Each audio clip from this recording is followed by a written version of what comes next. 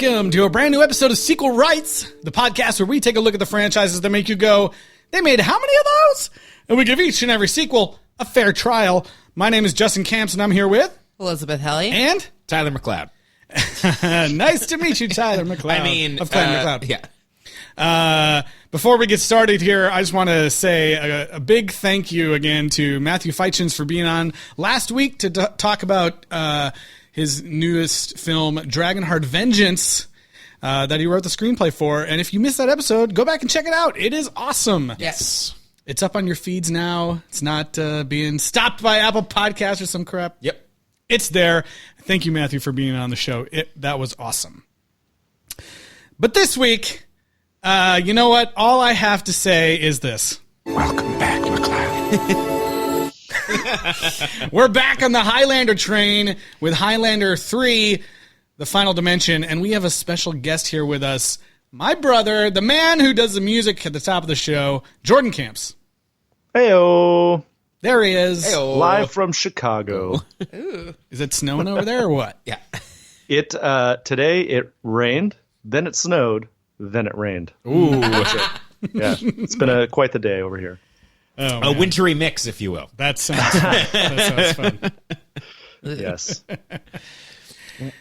Well, before we get going, we always like to give you guys information on how you can reach out to us. Eliz. Yes, please send us an email, sequelrights@gmail.com, with your suggestions for future franchises or any other questions. And you can find us on Twitter, Instagram, and Facebook at Sequel Rights. And if you have any thoughts and suggestions for franchises we could potentially do next, you could put them in a cave for 400 years and wait for earthquake scientists to find them, or you could just leave them with a 5-star review on Apple Podcasts, and we will get them, read them, and maybe even talk about them on the show. And if you want to give notes to Jordan on the theme song at the top of the show, call in right now at 555. Maybe if we had more... Wait, you're broadcasting live? Yeah. Yeah, no. Live to tape. Live to tape. That's right. Maybe if we had more reviews, Apple wouldn't screw up our uploads I know. somehow. That was dumb. They are always last, for other podcasts that drop on Wednesdays. Yeah. Because it's coming from them to everyone else, so how does that make any sense? I don't know. Speaking of not making sense, Highlander 3, here we go. From the dawn of time we came, moving silently among you. Immortals. Throughout the ages, he has traveled through time, fulfilling the prophecy that there can be only one. But the ultimate evil has found him. His name is Cain. Highlander's out there somewhere, and he owes me 400 years. One is a master of the sword. I know who you are. You're Connor McLeod, born into the Clan McLeod. The other, a master of illusion. Some say he's the devil himself. Two enemies from another time are about to collide in this one. I had to take it all the way to that part, some stuff is going to happen in this one. I forgot that it said that. It was like we haven't decided the title of the film yet, so just call it This one. This one. Highlander, this one. There can be only one sky shield. Speaking of the title of the film, can I just read the first sentence from the Wikipedia page for this movie? please do. Yes, go for it. It says, Highlander 3, the Sorcerer, also known as Highlander 3, Highlander 3, the Magician, Highlander 3, the Final Dimension, Highlander, the Final Dimension, and Highlander 3, the Final Conflict. Conflict sounds so tame. That's I right. don't know, yeah. There's just so many different names. Oh, man. Well, everywhere that I could find it to watch online or DVD, it was called The Final Dimension. Yes. Correct. Which I don't think makes any sense, but, No, whatever. because No it's sense. not the final. There are no dimensions. Yeah. And it's barely the third one in that they completely disregard the second one. Yeah. Well, Yep. technically, he could still build the shield in 1999. That's right. I kept waiting for them to hint at it or something. Yeah, it's just She died in a car crash and then from the radiation. Yes. Got it. Oh, that was messed Gotcha. up. Yeah.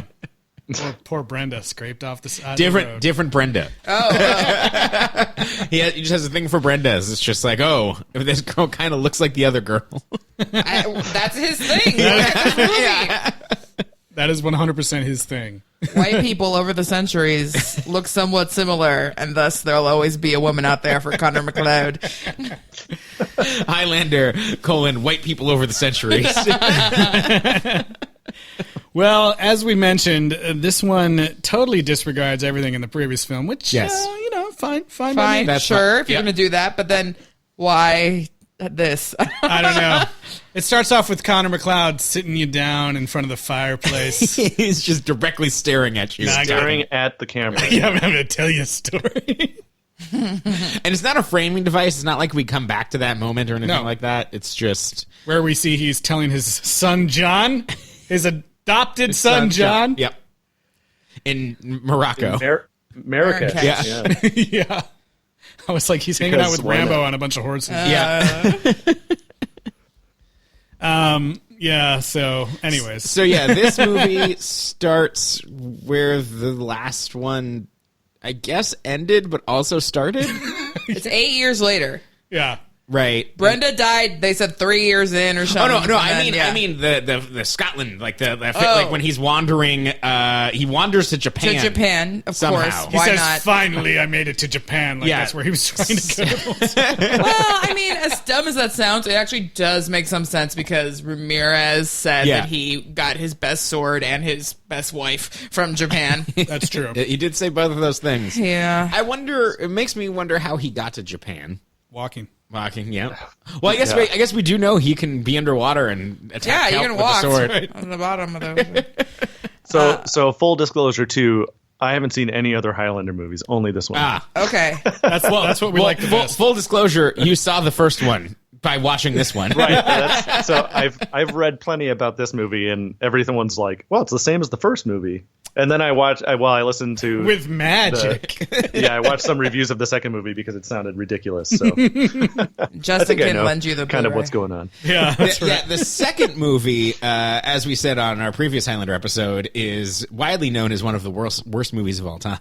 Oh yeah, Yeah. I consider myself a bit of a connoisseur of bad movies, so I might have to go back and revisit that one. I think because this one was just dumb. Yeah, wasn't bad. it's pretty dumb. There's some bad stuff. I mean, yeah, there's bad stuff. So yeah, this one starts with him in Japan studying with Legendary Japanese character actor Mako. Yep. Mm-hmm. Yeah, and they're playing Fruit Ninja. exactly. with illusions. Yeah, You And know, he's it's doing a like great illusion. job Yeah. at it. Yeah, and like the rock people from Neverending Story are there in the cave, Yeah, for yeah. some reason. Sure. For some reason, that's never explained. No, that's just part of the illusion. I guess. This is the character's name is Nakano, and he is the titular alternate title sorcerer of this movie. Yeah. He's apparently also an immortal, I guess. Yeah, he trains McLeod, and then he says, "You should kill me so that you can take the power of illusion." And McLeod's like, "Nah." That's not. You haven't shown me anything cool that you can do with Yeah, it. you just made a sword of snake. Yeah. Whatevs. And you made the screen go all neon. Yeah. While you took my sword. Yeah. He's teaching him his signature spin move. I like how the signature spin That move is- comes back like 10 minutes later and then never again. Yeah. Well, we should say too, just like the last film, this is not what was out in theaters. This is some like when you look at the Blu-ray, or not the Blu-ray, the DVD, which I didn't buy because there's no special features. Yeah. But this is the special director's cut of the film. So Yes, the one that was released in theaters was PG-13, and Boo. this one has 2 explicit sex scenes. Yeah. very To the point where I was like, was this just made for Skinamax? Like, Yeah. was this it's actually like a Skinamax movie? softcore status. Yeah, it is. You see lots. I of can't wait to things. talk about those sex scenes because I had a quick conversation with Justin, but I think like the second one in particular, if it wasn't there, that would make it a completely different movie. Yeah. And it would be so much better Yep. if that second sex scene was just gone. Yep. Or somewhere else. Yep. We'll get there. Yeah. When we get there. It's so incredible.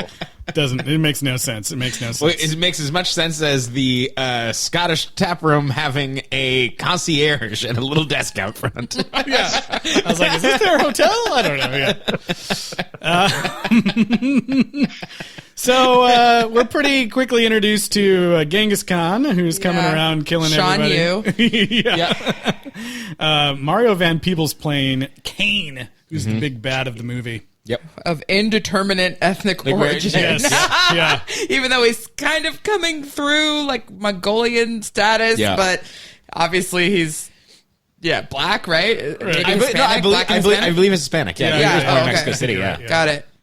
So it's a little bit ridiculous, but he's doing a Sean Yu type thing, including like killing one of his men because he really only needs one. Yep. So This movie, like, okay, there's some cool stuff in this setup. It's like, okay, like he's made it to Japan, he's learning more, and then, but like again, it's getting to the point. It's like, okay, there's still not a lot of immortals. Like we're getting really close. Like Kane almost thinks that if he kills the Highlander and the Sorcerer, like the quickening is going to happen, right? Like he doesn't think there's many other immortals. Well, then there's a flash forward in this movie where we're in the French Revolution, and you know, and Scott and But it's a McLeod. flashback. Oh yeah. Well, no. the French Revolution was before or after Japan. You don't really know that's because the true, guy's that's living in a true. cave. Like that could be any point in Japanese No, history. I believe According to the plot summary on Wikipedia, again, this is all happening in the 16th century, and then the French Revolution is 1788 to 1789. Yeah. So like after he escapes, he becomes a French revolutionary. And then he has another immortal friend, I guess, who like volunteers to die for Who him. just comes to interrupt sex all the time.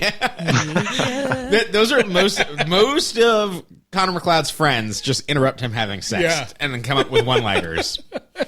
What is that guy's name? His name is Pierre Boucher. Pierre Boucher. Okay, so Japan happens. Kane comes and he kills Mako, whose name was what again? Nakano? Yeah, okay, anyways. Nakano. So Kane and the two lackeys get locked in this cave. So apparently, if you're sealed in the cave, you could skip the quickening and the gathering and not count. Right. Because you can't move until other people excavate you out. Yeah. So they didn't count. So even though Connor McLeod won everything in the 80s, he did get the power, but he didn't. It's very unclear. Yep. Yeah, But maybe the point is, there was 3 guys in a cave, so it didn't really count. Yeah. Yep. Yeah, he's like, I thought I won the prize. How is this possible? You were just able to read all those minds because? Yeah, I don't know. Maybe they were magically sealed. It was maybe the stone guys kept them there. I love that the first time, Kane cuts off Nakano's head. We see Nakano like talk as a head, like you'll never get the power of illusion. And it's like, but then he does. Yeah, but we've been joking this entire time about the quickening lightning thing being like having an orgasm. Yeah. And now it finally is, according to Mario Van Peebles' performance here, where he's like, and he's like looking. He's like, there's one time where he like licks his sword and stuff. Yeah, Yeah, that's when he beheads his buddy. yeah. But this is the first of many of these scenes where you find, their goal of this movie was to make those scenes look cool and everything else look like shit. Yes. Because those scenes kind of look cool and they go on for forever. Yeah, it's like, hey, you wanna how much money we have in the pyro budget? Can we spare $10 for a wig for Christopher Lambert? No. So then there's a lady scientist who is excavating. She's an archaeologist. Yeah. Yes. Dr. Alex Johnson. That's right. Alex son. Alex. Yeah. And she explores things with her pocket knife many times in this movie. And she's like, what's that? An archaeological thing? It's a pack of creamer? Let me get my knife and stab it. See what's happening with that. So unlike all the other ladies that Connor has gotten with, they're just kind of like smart, resourceful. They figure out what's going on with him and then he falls in love with them. That's for some reason not enough for this one. So the movie's like, we need to like convince everyone that he would fall in love with her so quickly because he had another girlfriend during the French Revolution who looked like her. Right. Yeah. And was in France, but from England, because this actress, we don't want to make her do a French accent because that's just way too weird. So let's have her do a god-awful English accent. That's only a little bit of a jump in my beliefs here. No, it was horrible. I love that, Connor McLeod just like hitting on people immediately after seeing them. Pretty girl. Yeah, he sees Sarah and like he's hitting on her right in front of her uncle or whatever. Yeah. Then he's hitting on Alex in the present day, like immediately after. She's like talking business, and he's like, "Oh, why are you always talking about business? Is business all you want to talk And about?" then he's playing with a baseball like he's never held a baseball before. Maybe that it's because she's actually blonde. That's why they had to explain that she looked like his former redheaded girlfriend. Because all the other girlfriends have been redheads, and so they're like, "Oh, we need to have a blonde." Is the movie trying to tell us that she's a direct descendant? No, I don't think it is. I think it's I don't just think like the movie is smart enough for that. Yeah. I think he just is like he constantly hits on girls who look like past girls. That's where I thought this whole thing was going. Not having seen anything else, I was like, "Oh, she's going to be like secretly immortal," and had forgotten about it. Right. No. Nothing to do with anything. Although I have to appreciate that this is like the one movie maybe ever where a white guy goes to Japan for training and doesn't have sex with a Japanese lady that like regrets the affair. He's only into white girls. This I is think. the only white man ever that has done that. That was probably cut. Yeah, that's true. You're right. Cut for time. That's in the special extended direction. It was because after he got expelled from the cave, like he was wounded, he gets taken into a village, you know. The sad Japanese widow. Yeah. He probably killed her husband, but yet she falls for him. Yeah. Totally. It's all there. Well, I want to talk about the most insane addition to this Trampolines? trampolines. No, the addition of John McCloud. Where in an early scene, Connor's friend Jack is like, "Does he know you're not his real dad?" And he's like, he basically is like, "Of course he fucking knows. I tell him he's adopted every time he asks." Yeah. Whiny bitch. Yeah. He said he knew he was adopted before he could talk. I know. It was like, how'd you even know what? Anyway. He's like, you, me, not same. This movie is kind of like, okay, look, like Indiana Jones had a kid sidekick, Rambo had a kid sidekick for one time. It's time for the Highlander to have one, but we don't really have time for that, so we'll just have him for like 2 scenes? Yeah. 2 scenes. But enough times for this. I want you to look after John. John, I love you, John. Dad! John?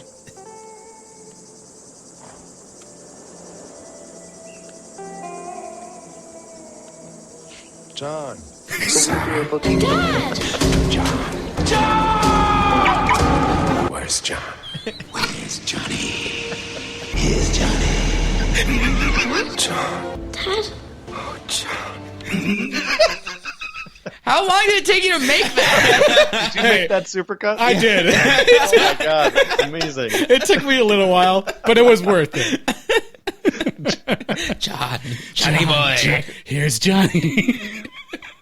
Oh man, that "here's Johnny" part was like, Oh, God. so stupid. While we're talking about him, would you like to know about Gabriel K-Con, who plays John McCloud? Gabriel K-Con, John. Yeah, he is Canadian, and he stopped acting shortly after this because he felt like it was affecting his grades and he wanted to focus on school. And did one movie and he fucked everything up. He also played Gavroche on the BBC once, okay? Oh, okay. Yeah. So now he and his brother-in-law are like avant-garde designer light fixture makers, and they have made like all the light fixtures for like Cartier and like the World Trade Center and Kendall Jenner and they make lamps basically, fancy ones. And he did a interview with a Highlander like fan website a while back, and he revealed that apparently the casting directors of the movie liked him so much that they changed the movie to have him be adopted because this kid like doesn't look white. And so originally it was just going to be it was going to be his biological son, which I don't know how you explain that. No. But then because they wanted to cast this kid, they made it an adopted son instead. Yeah, according to this kid. Or maybe someone just told him that to make him feel good about himself. Yeah. But he also revealed that, what's her name? Deborah Unger? Yeah. And Christopher Lambert hated each other. Yeah. So, yeah, he said that it was very awkward. They really disliked each other, and so when they had to act all lovey-dovey, it was very awkward. Yeah, for this child. And It's going to make that sex scene a little tough. Yeah. Well, no, because there was at least 2 different women, if not 3 different body doubles going on. yeah. I would imagine so. Yeah. Yeah. Well, the stuff with John, I think, is the best part of the movie because everything involving him is just totally ridiculous. It's insane. Yeah. 1, there's that line about him being adopted. Yep. 2, when Connor goes back to his apartment that he's apparently been paying rent on for the last 8 years, even though he's not there. Well, no, he's been living a really fancy life. He has a crystal pineapple. Right. Yeah. But like on his desk is like a signed photograph of his son. Yeah, a headshot. Like, that's probably the one from his resume when he auditions. It's like, Stay cool, Dad, Johnny McCloud. Love John. KIT, SWAC. And it's just really funny because he becomes this huge plot point at the end of the movie, but throughout the entire film, it's like he does not exist. Yeah. And then even when he's called later to like, you know, pick him up or whatever, he's like pissed off about it. I love when there's a point in this movie where like he hasn't told the archaeologist that he has a kid, and this is after the sex scene, this is after everything else, and then they fly back to New York immediately, and then like I feel like at the moment that she knows that he has a kid, she's already like immediately like supportive of like, yeah, you got to go get him. Yeah. All it's women so have that motherly instinct. Yeah, and it's just like, you have a kid? Yeah. And the other thing too for the child star check-in is that this kid said that he filmed an entire scene where Kane is impersonating McCloud as an illusion, and the kid has to fight him and like stab him to death, and then so he has to like think that he's killing his dad because his dad's trying to kill him, and then it's not really him. Yes. So that was cut. Jeez. The illusions in this movie are hilarious. They look like Animorphs transformation. They really do. They One are. time you see the face of the lady transform into Or like him. Alex Yes. Mack, like he turns into liquid and then comes back. Yeah. I like the part where they like sever his body and then he like does a handstand. Okay, on the that thing. makes no sense. There's so many of these powers where I'm like he runs over a fake bridge. I'm like, wait, I thought it was supposed to be an illusion. Like, and now the illusions have masks. I don't get it. I don't know. My favorite one though is when when Kane first gets into the present day and he's like walking around in the streets. He finds these guys are doing one of those like street card games. And they're like, oh man, guess where the red card is and you'll win $20. And he flips them around. And then like Kane does an illusion on the cards and all 3 of them are red. And they're like, what the fuck? And they go chasing after him. And the one dude has these like really cool looking like Morpheus. Matrix, Morpheus type sunglasses Jim on. Carrey and Sonic sunglasses. Yeah. And he's like, hey man, what the hell are you doing? And then he slowly turns around and his glasses materialize on Kane's face like and they're like, what the fuck? That'd be pretty sweet. Doesn't the guy say something like, whoa, the glasses? Yeah. He's like, my glasses. That'd be cool if you just saw someone who had cool glasses and you were like, I want those. And then you just make them appear. Yeah, and then he wears them like the rest of the movie. Yeah. He's like, these are cool, and I thought I like them. And he wears them in this next scene where he eats a condom. Oh my god. After he is at the snake bar.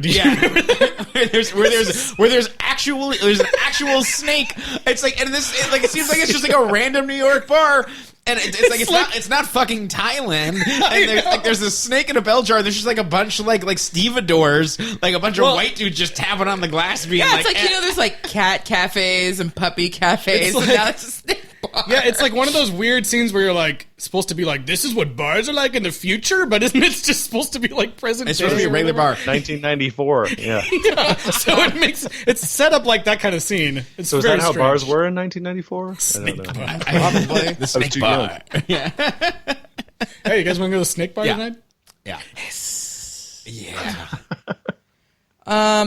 So for some reason, when Connor first gets to New York, he like gets beat up by a gang, and put into the psychiatric ward of a hospital. This And guy's I a was lunatic, like, a lunatic, a wow, lunatic. is this about to become a scathing social commentary on the state of psychiatric care in the United States? No. And then a guy was like, I'm Napoleon. He put on a paper hat. And you're like, okay, there that goes. But It's pretty this bad. does allow Connor to kill the second henchman in the hospital, which hospitals, you know what they have there? Soda. And so when the quickening, when he takes the guy's power, the lightning comes through the cans of Mountain Dew, and he's like, Oh, "Do yes. the dew." And he's like, "Eh," but it's all the power's coming to him right. from the dew. I like how this Perfect guy. product placement. Yeah. Yes. This guy's down in like the laundry room. There's a million sheets. There's about 6 million sheets in between him. All fallen. Yeah, they're in between him and Connor McLeod, and he's looking for him in that room the whole time, and he knows he's there. And then he makes a statement like he sees Connor McLeod, like, "You're not gonna make it out of here, McLeod." And then it's like, "Oh shit, the fight is on." But he proceeds to like twist his way through like 7 layers of sheets, like he was really far away on the other side of the room. He was just saying out to the universe. He was making it declare. It was on his wish board. It was Yeah. the secret of like, It made I'm it going to seem make like- sure that McLeod doesn't get out of this. It made it seem like we need to like extend this scene, so why don't we have him spin through a couple of sheets, A light bulb will break. and then McLeod does his magic spin. Does the move. magic spin move never to be seen again? That we spent 2 minutes of screen time illusion establishing. spin move. Yeah. It works every time. You should just do it. Yeah. Now, so yeah, that's a good point. Like when that was introduced by Nakano, it was like, "This is my illusion." You know, he's like, "You got to master illusion," and then he did that move that like makes everything go neon. Yep. But McLeod doesn't have the power of illusion, so how is he able to do that if that was like him demonstrating like illusion? Do you, No one do you knows. want my actual read on this? 'Cause I have a legit theory. By the way, I on love this. how everyone's saying illusion like Joe Bluth. Illusions. So I think what like when he says it's something like, you know, like something with sword and soul or whatever it is, like that he says is the Ramirez quote. I think that you have to be able to fight with like, so he was trying to train him to beat illusions because he knew that he would get that power at some point. So it's like, if you strike true or if you're fighting with your soul, then, you know, you can go through the illusions. And I think that that's what it's supposed to be.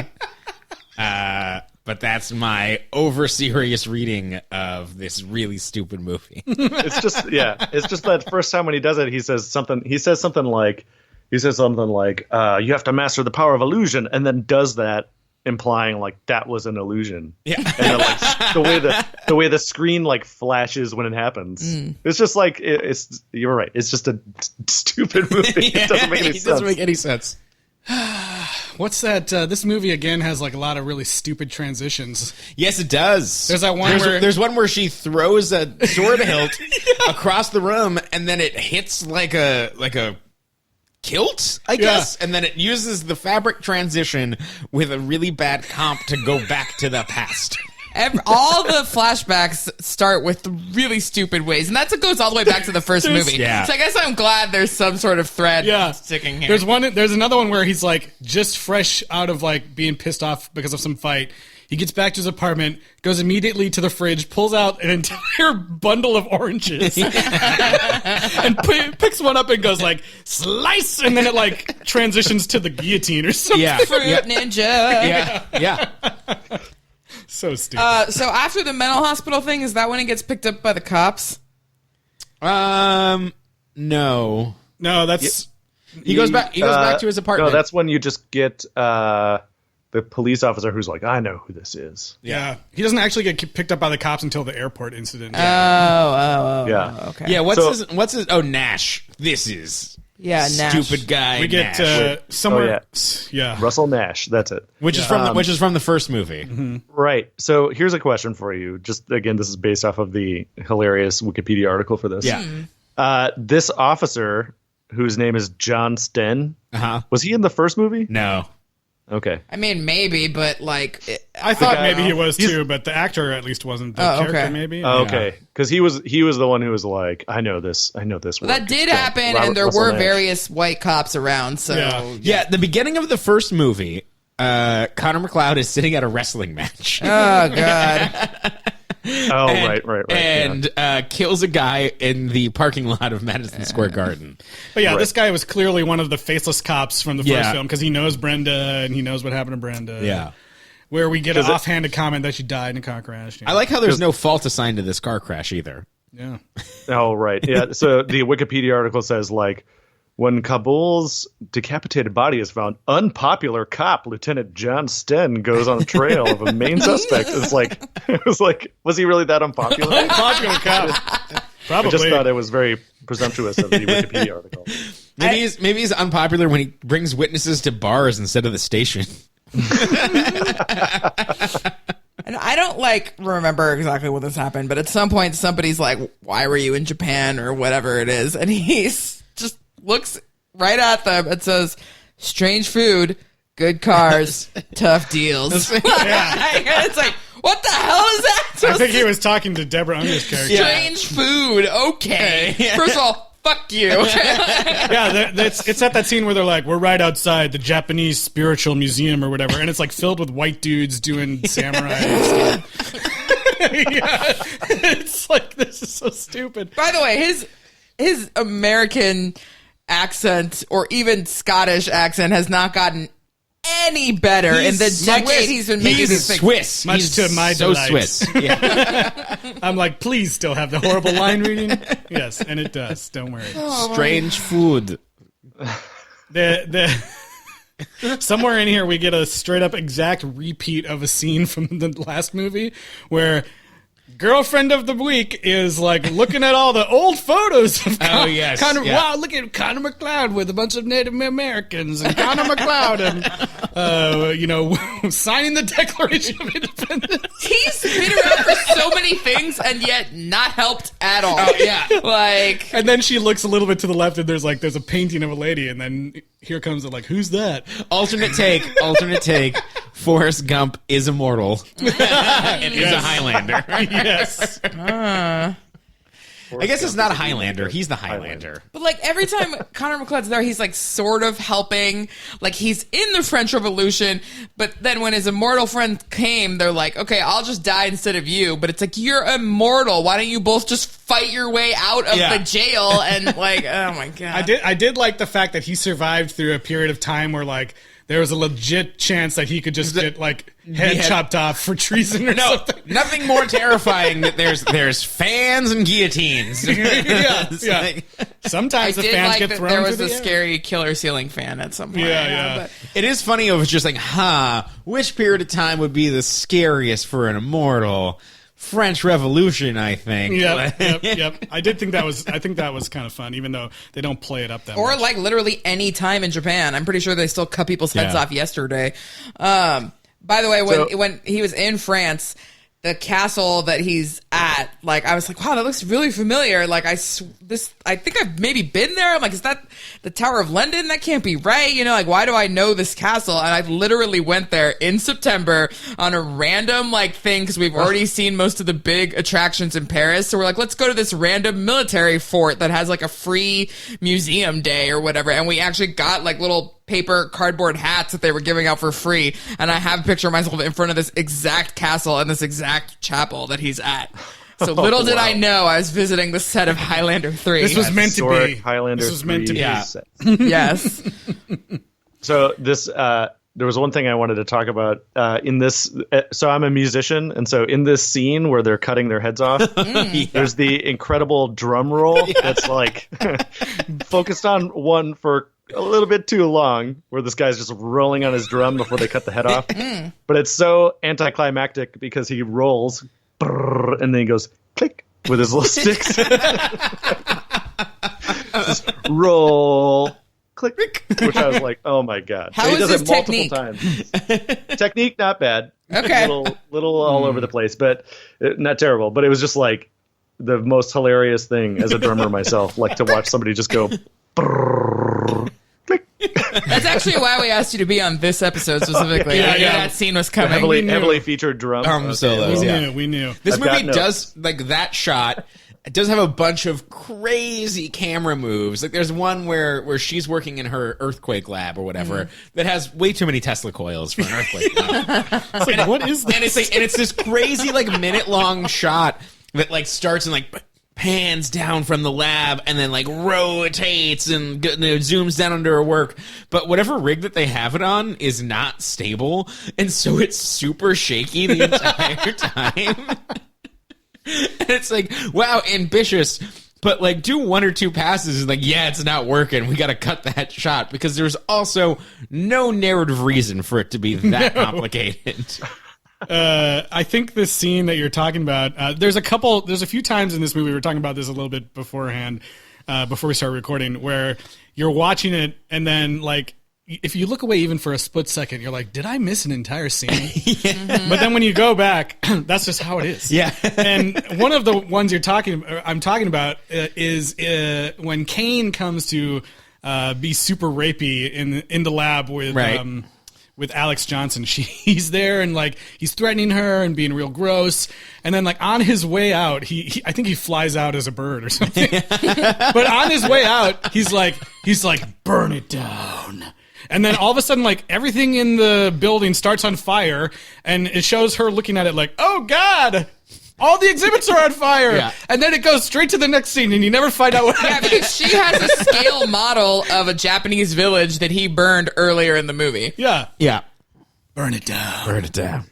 Yeah, it's just weird. It's like on fire really badly, and then it's just like, oh, next scene, she's hitting on Connor. I think that this movie... I think that if there was a scene, if they shot action stuff, there was a second unit of there was either a helicopter or a stunt or whatever it is, they structured the plot around that's going in the movie. Yeah. Like there's a point where McLeod is training in Scotland with his sword, and it's like that they had the helicopter for the whole day.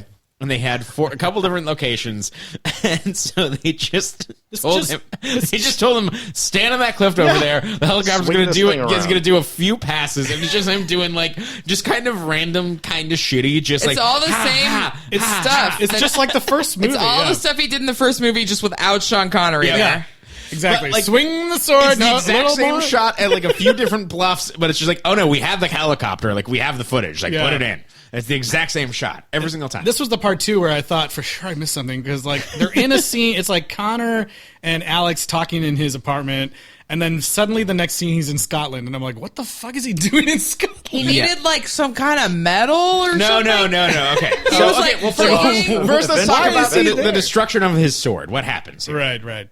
You I don't go know. through it. You explain. They fight. Well, okay, so there's a fight. Which places are they at? They fight on holy ground, right? They're at a Buddhist temple. sacred ground. I know they're on sacred ground, but also a like a gymnast. Oh my god, I forgot. Tyler, you're the only one here that hasn't been to Asia, and let me tell you, when you visit a Buddhist temple, there is always several trampolines strategically placed. There's for stunts. always acrobats. Yeah. Who thought this would be a good idea?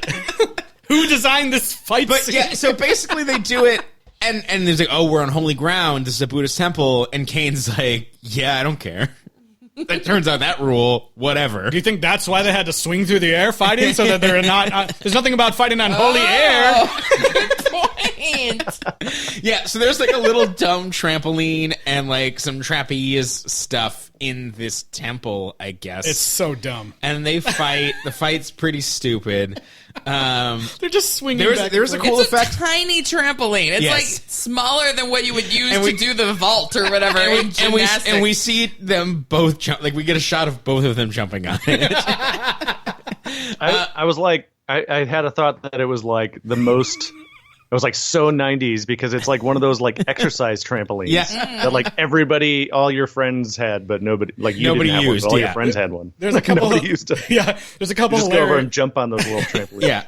There's a couple hilarious like shots too, where it's like Mario Van Peebles like flying through the air, and he's clearly coming down at the ground at like an angle, and then it cuts to him like landing like perfectly on his 2 feet, like totally different shot, different.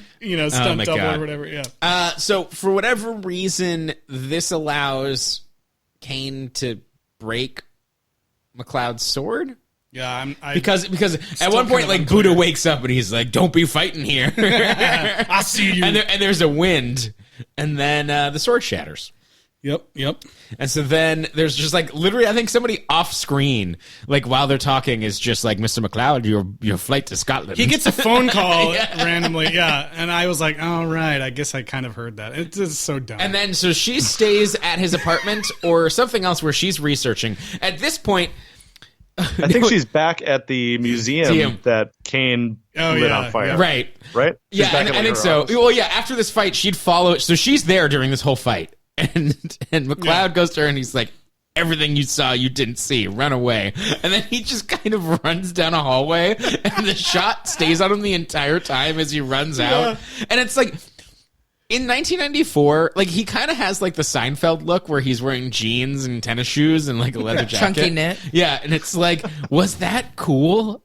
Like, is he supposed to look like... I mean, you saw the trench coat he was wearing when he first got to New York too. I was like, why is it so puffy? I don't know. So yeah, but she's like, "Oh, you never." And and then the police come in. This is the thing I was talking about earlier. And like, "Police, stop!" And they pull her in, but the police officer takes her directly to a bar, apparently. Yeah. And questions her, and he was like, "Yeah, like he killed his other wife. They got in a car accident and peeled her off the pavement. He walked away. I hate this guy." Oh man. But my favorite shot in this movie is this kind of crosscut when he's in Scotland after this, where she decides that she's going to support him. And at this point, she thinks that he's a descendant of the McLeod family, but not the actual guy. Based off of a piece of kilt that survived 400 years. A piece of cloth. That is the 400 same years. pattern, but different colors. Yeah. So she's an expert on like Japanese archaeology and kilt colors. Scottish kilt colors. And so like it's like a montage of her researching and like him like in Scotland doing shit. And then at one point he finds he's failing to make a sword. Exactly. He's like, I can't do it. I just can't do it. The Connor But Thanos sucks taught me at the illusion, but he didn't tell me how to make a sword. But the first shot of him is when he finds the actual tools. It's like he's buried them. And like He's they're like, inside the mountain. the old digs. It's just like a wall with some moss on it. And then he pulls them out, and then he holds these two little hammers, and he's like, "Yeah!" He looks so stupidly happy, and it's just like it's just like, oh my god, crazy. He cannot act like at all. Yeah.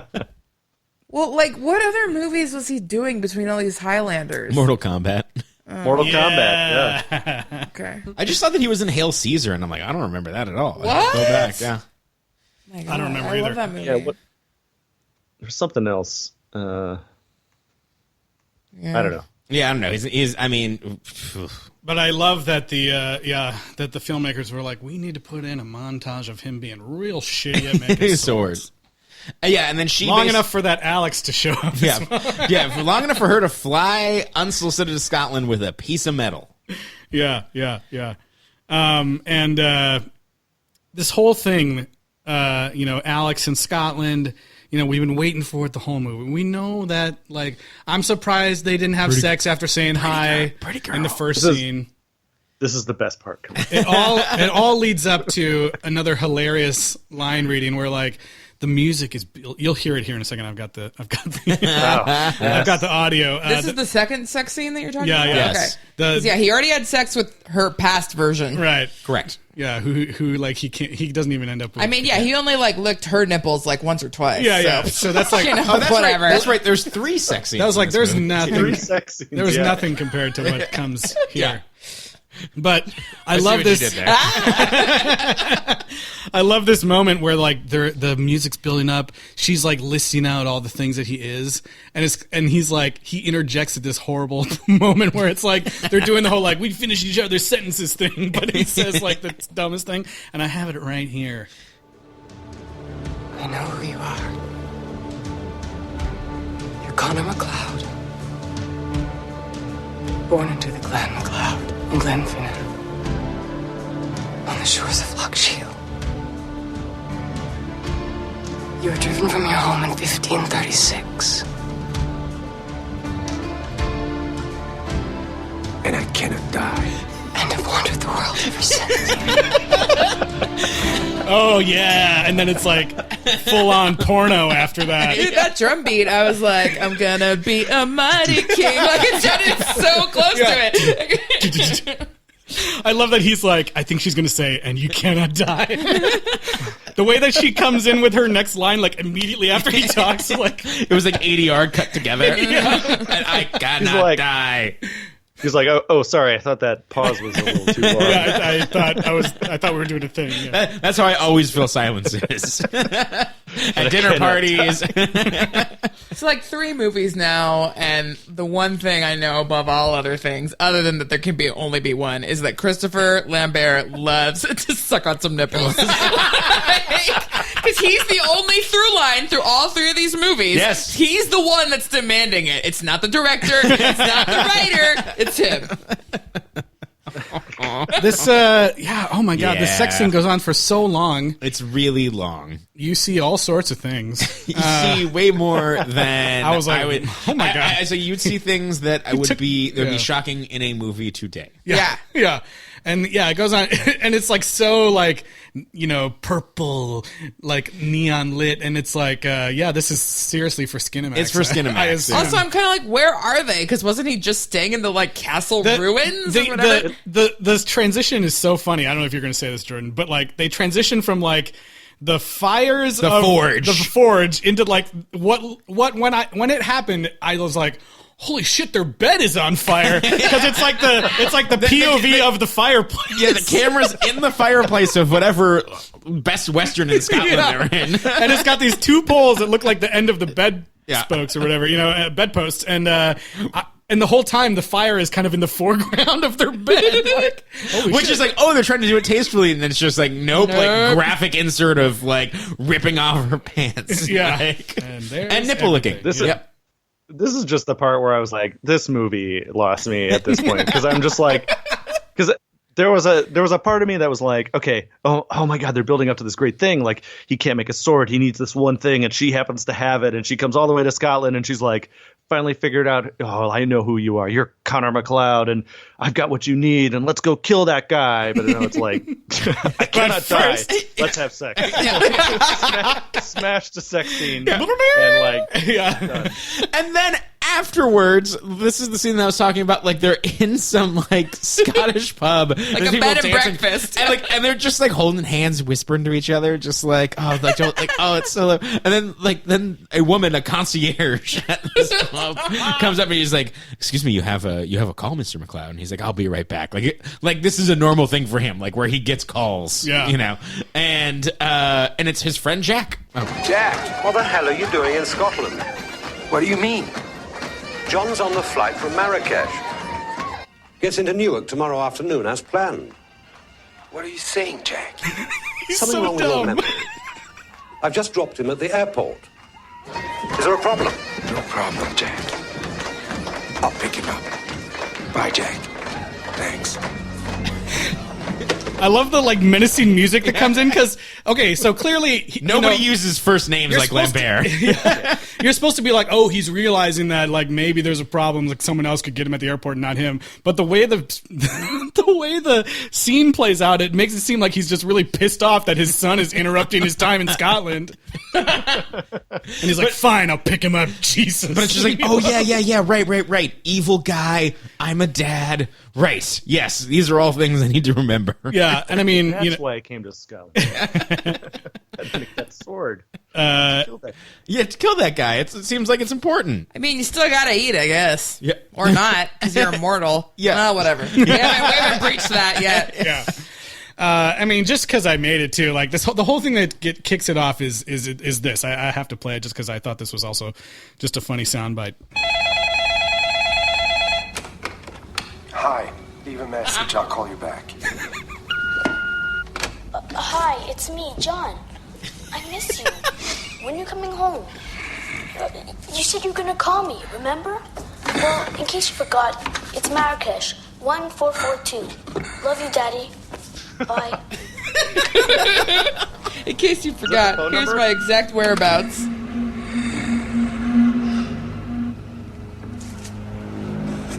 Daddy. Okay, I had to leave that part. Daddy. Mario Van Peebles is being gross and sexual this entire movie. If you play just that beginning again, there's a world you could read that like that voicemail was recorded by Werner Herzog, like the way the accent sounds. Just play that beginning again if you can. Hi. Leave a message. I'll call you back. Leave a message. Life is futile in the face of nature. I'm going to leave that on my voicemail, yeah. Leave a message. It's so bad. Oh my god, that's just incredible. And so and they're like, oh yeah, okay, we'll fly back. And then Airport hijinks, pre 9/11. Yeah. Lambert decides he wants to tackle some folks. This was genuinely upsetting scene. When he's skipping people in line. I was like, are you fucking kidding? No one would let you do that. I'm glad that they actually instructed the background actors to like look pissed off that he was cutting. Yeah, but no one would just like be okay with it. They just kind of go like, oh, what the fuck? Some white privilege right there. Yeah. He looked like a bomber too. His hair's all tousled and he's like all nervous. But this is where we get some more illusions happening. Because Kane has shown up to pick up John, neglected adopted son John. Right. So Kane was a guy 10 minutes previous in this movie, fish out of water guy from 400 years ago. Doesn't know what a condom is, eats it. Doesn't no glove, no love, Tyler. Yeah, which apparently that she did not stand by that at all. She couldn't. They also make it sound like she died. Yeah, I think he might have. I think he might have murdered her. Yeah. Yes. And now he's picking people up at he has an elaborate plan to understand what voicemails are, call people, drive a car, pick someone up at the airport. Yeah. Change bodies. Change bodies. Get to the airport. There's no like GPS. Yeah. Yep. He knows where it is. Well, also, how did Jack find that he was in fucking Scotland? Like, you just call around? Like, how did that happen? What are you doing in Scotland? Yeah, I have no idea. Yeah, what the hell? And find out he was at some super remote ass like bar in the middle of nowhere. Yeah. I don't know. Maybe he's like a king there. He just can go back and be like, oh, Connor McLeod. Hey. Yeah. But even then, like, you'd have to know to call Scotland.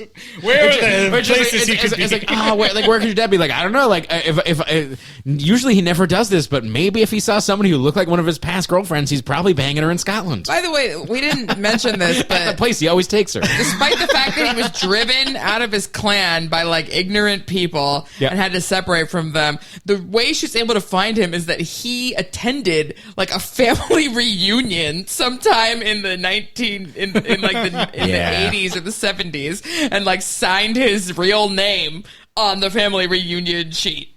That's weird. Sometimes when you're mortal, you get bored. I guess. And then he was like, well, maybe somebody who looks like my ex-wife will be here. That's true. Oh, God. Okay, so then they torture the poor kid in the car. It's a Ford versus Ferrari situation. I made one more supercut for you guys because this was probably one of my favorite moments in the film. Because I'm like, okay, so his Kane's plan succeeds. He picks up John. Yep. And for whatever reason, just decides to fuck with him for like a 5-minute It's sequence. like a Spider-Man Far From Home illusion. He's trying to show him how much he's learned about automobiles and the rules of the road. It's mysteriously intercut with like a very quiet sounding scene of Connor in an interrogation room with a bunch of cops. Yep. And then like the loudest guitar rock like and it's playing it like this is a comedy moment even though this child's in danger. And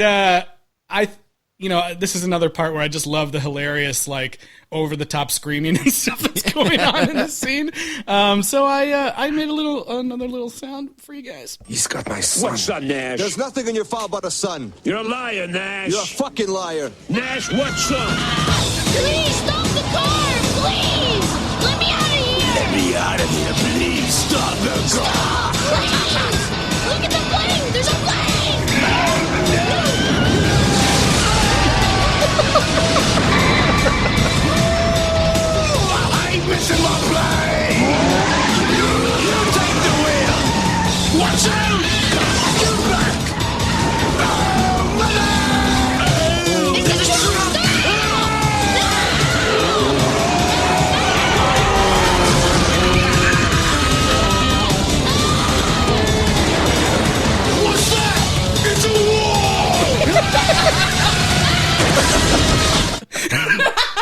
Okay, you might have thought that clip was long, but I cut out like a minute worth of like screaming and scenes. It's just like, it's so funny because he's driving him through all these fake planes and fake. He's a master of illusion. He could make any scenario to scare this kid. And he's like, I'm driving on a runway, and then he escalates by putting the threat of a wall. It's a wall. Oh no! This scene, you guys, you should just watch it for this moment because it's just you really should. It's just so over the top and crazy. My mind was just like, why is this happening? The thing that's insane about it is that the idea is that it's all fake, but the car's getting pretty fucked up. Yeah, I think like some of the cars are real, and then the ones he drives it's through. It's very strange. Yeah. It's like if I had the ultimate power of illusion and I wanted to fuck with a teenager, I think I could find some other ways to do it. I just love the kid screaming. That was so funny. Eliz's facial Look, expression it's a plane! when I said that was absolutely right phrasing. My God. We're going to isolate just that, like, quote. That's my 2020 hot milk moment. Hot milk. Oh, hot milk. Oh, man. Well, yeah, this all leads to the final confrontation. You mean the Dr. Feelgood confrontation? Yes. Why? Why? It's not the loudest guitar music in the movie. Well, this was also apparently something added for the special director's cut. I don't know why. There's like 6 more illusions. There's the Johnny. But it all ends in like this, an electric compound. Well, they meet at an old church, but they can't fight there, I guess. Also, everything in the church is fake. Everything in the church is fake, yeah. And then he wasn't even there. Then they end up at a power plant. He's like, follow me, Highlander. Scry! Into Jesus. Yeah. Evaporate into the Jesus. I thought that was really funny, the whole fake John and everything. Yeah, I also like the idea that like his son was on this plane from Marrakesh and he was flying from Scotland, and like he could get to the his son's already on the plane. That like he could get there faster. It's like he put his plane. His son had like a shitty connection. Like he had to go through De Gaulle and be like, he's like, he had an overnight. He's there, but now I'm going to take the private jet and go direct. Oh man. He took that little prop plane that the second movie. Where he also made airplane food jokes about sex. Oh, man. When it's getting towards the end here, Mario Van Peebles looks at him and says, I'll see you in hell. Which, will you? Because only one of you is going to die and the other one is going to remain immortal. The only thing more befuddling than that line is the response is, I'll see about I'll be the judge of that. Judge of that. Yeah. Like, what? That was one of his worst accented line deliveries, and too. that's when he kills him. Yeah. That was his, like, coup d'etat. Yeah, and there's a couple moments in this fight that are just baffling. Like we talked about where he gets cut in half. Yeah. And apparently he's an illusion, but then he puts himself back together and it's him normal. I don't understand. Yeah, it feels like in that moment where he's holding with both of his hands. He's on like a catwalk, and like his legs go in front of him, and so he's like still staying upright because he's holding on the edge of the catwalk as his legs walk back and then turn around so he can resettle on top of him. He does not turn on the catwalk. Scoots along. Yeah, Connor McLeod could have decapitated him. Yeah, at any moment during that 1 minute bit. There's also a moment in the fight. There's also a moment in the fight where Alex shows up out of nowhere. And I brought more metal. Yeah. And to build another sword? And without any sort of like clues or hints at all, Connor just stabs her in the stomach like he's so certain that it's not her. Even though she just pulled him up off of the brink of death. There was no hints like it might not be her, other than like maybe he would be thinking like, how'd she get here so fast? How'd she know where I was? But this movie's too stupid for that. Doesn't matter. He'll just wait a couple 100 years and find another one. So he had no qualms with just stabbing her in the stomach. Yeah. Also, if it was her, Yeah, that's exactly. But that's where we get that gross, like, transformation from her face to Mario Van Peebles' face. That was really gross. I was like, yeah, maybe that one could have used a little more time. More Time in the oven. So then he quickens, he gets his powers or whatever. It's still not clear what the gift really is or how it's any different from the first time that he got it. Yeah, this is another amazing moment at the end of the movie. Where there's all of the fire. There's so many explosions.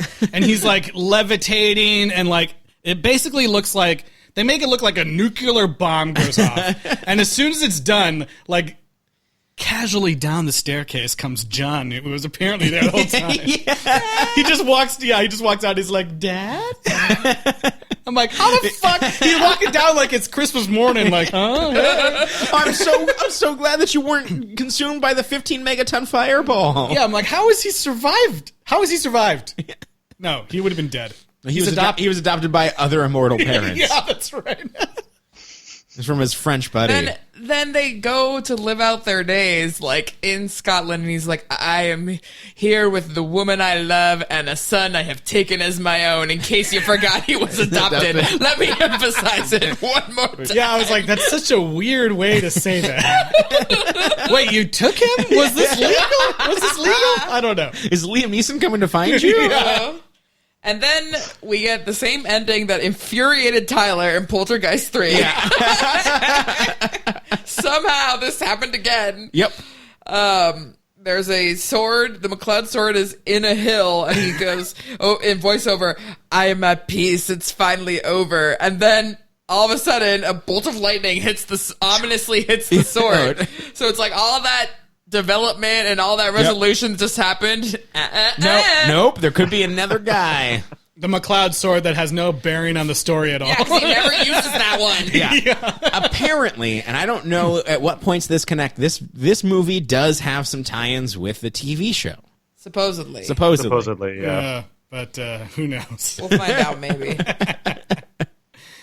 I did read some about that, but I couldn't tell you like what exactly. Yeah, me neither. Over my head.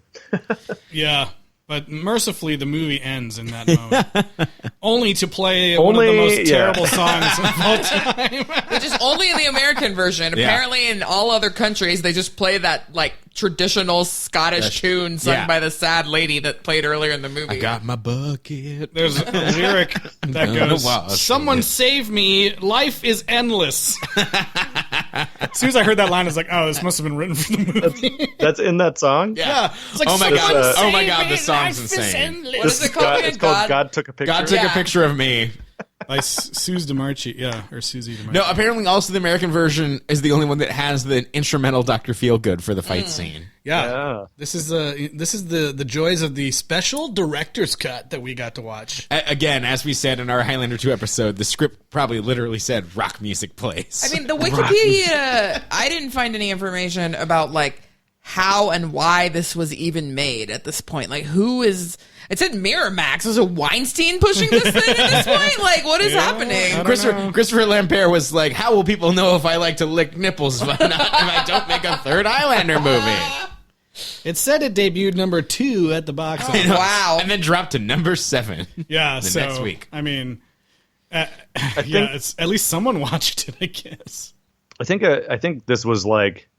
This is like, again, reading on the Wikipedia page, it was basically made to promote the TV show, is what it seems like. Because it's supposed to tie more into the TV show than, like, Highlander 2, that it totally ignores. Yeah. So, that's hard to know. But it's a $34 million movie, and at the time, that's a pretty big budget.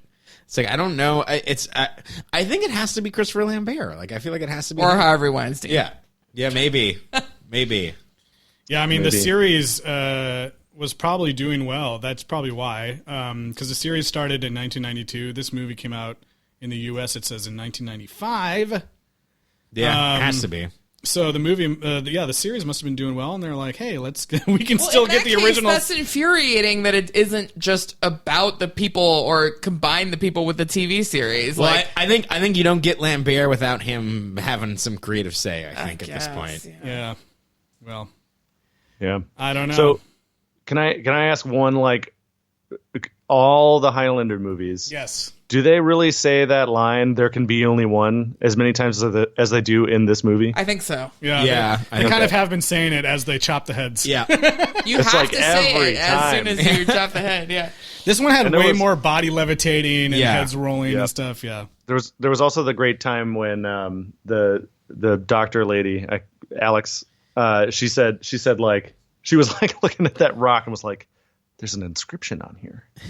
She was like, there can be only one. What does it mean? What could it mean? She even got to say it, like, not just people cutting heads off. Do you think that that's when the sorcerer was beheading stones? And he had to say that. He's like, "Oh, stone statue." Let me just Beheading carve it. stones Let me to put on his wall? Yeah, let me just carve this in here really quick. I can be only one. Okay. I mean, honestly, why do you think they decided to call it the final dimension? The sorcerer makes more sense. It does. The sorcerer makes sense, and the final conflict makes sense. Yeah, but why would they choose the final dimension as like the There's no dimensions. They went through great pains to say in that second movie that there were no other dimensions or other planets, Right, that it was right. all here on Earth in different times. And now they're like, oh, the final dimension. I don't know. But they Maybe don't- the word dimension was just cool at that time. Maybe it was. It's because it's out by Dimension Films. Yeah. It was. He's still in that hospital ward. There was an alternate ending, and it's the final dementia. That was terrible. Do the do.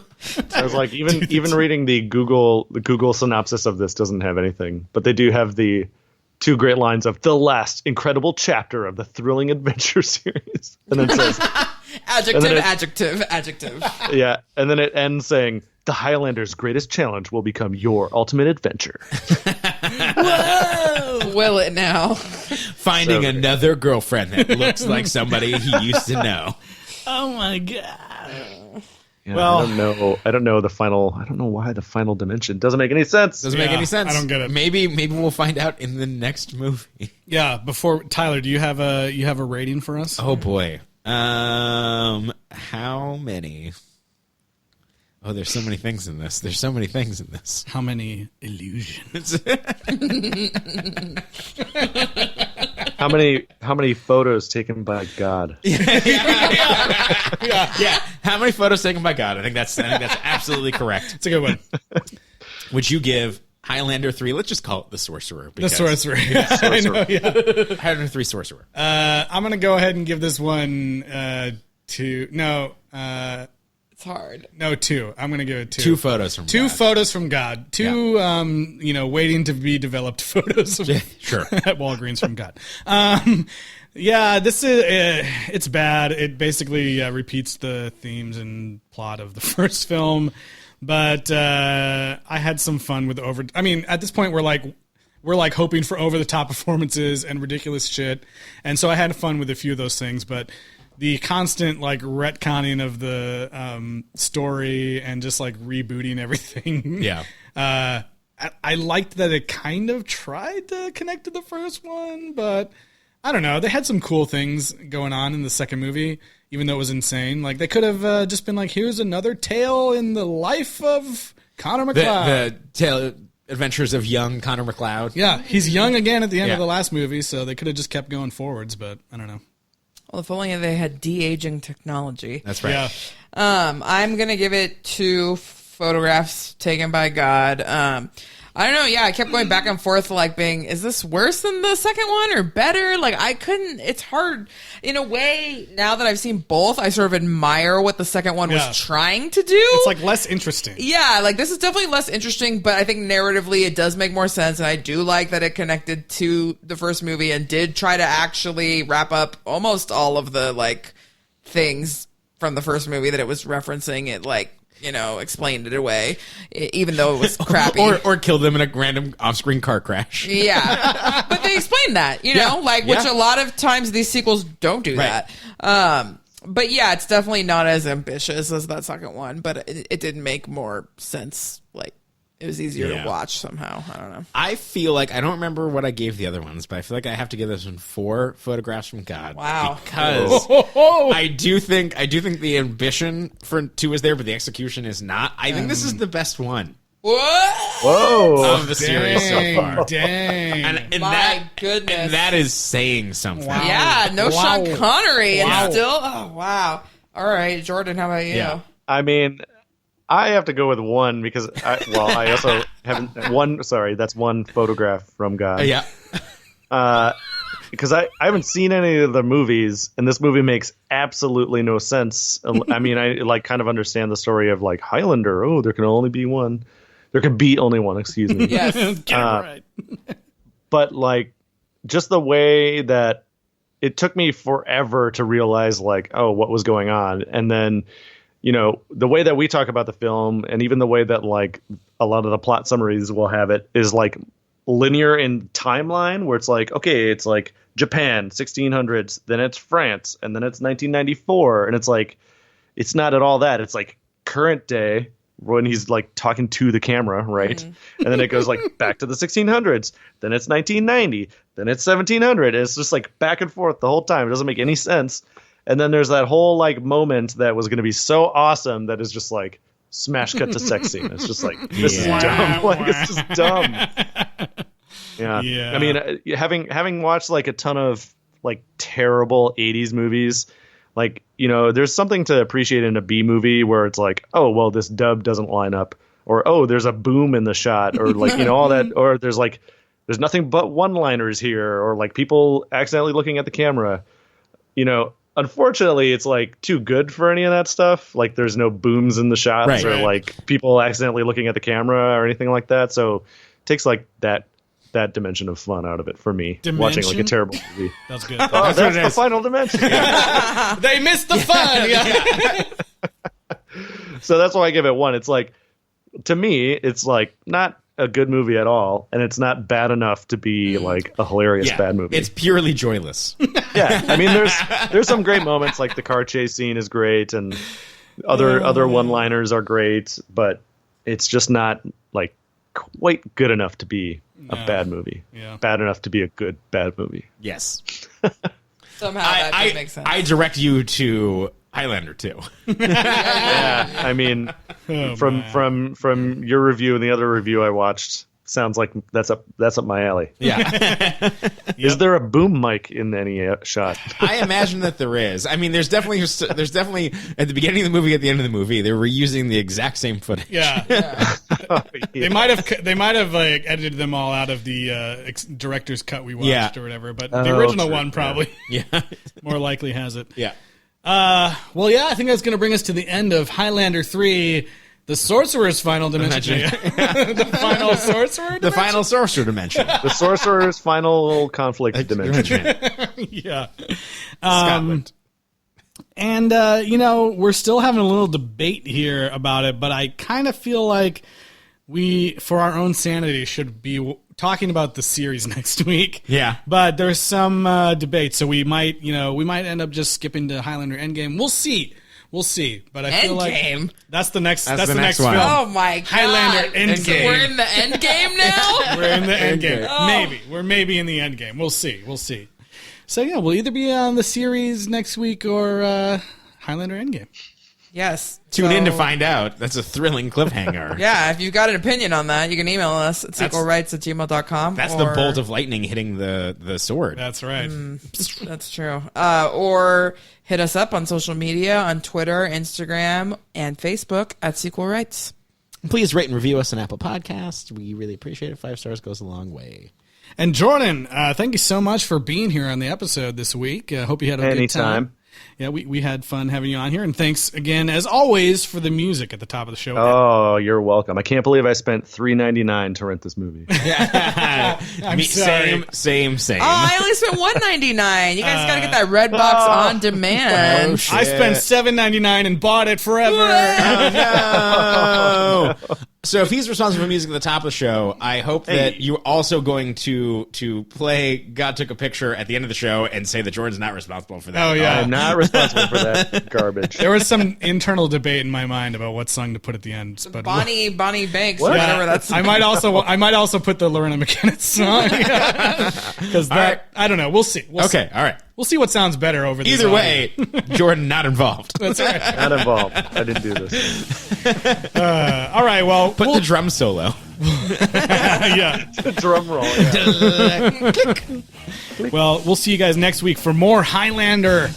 Stay